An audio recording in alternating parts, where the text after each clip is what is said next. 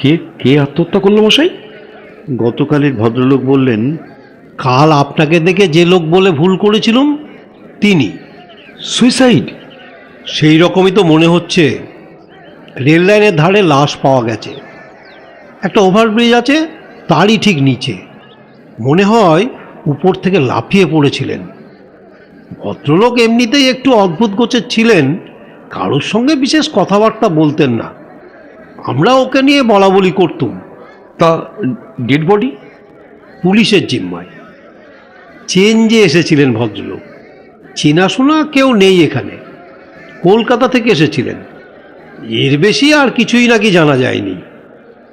রতনবাবু সহানুভূতির ভঙ্গিতে বার দুয়েক মাথা নেড়ে আবার হাঁটতে শুরু করলেন।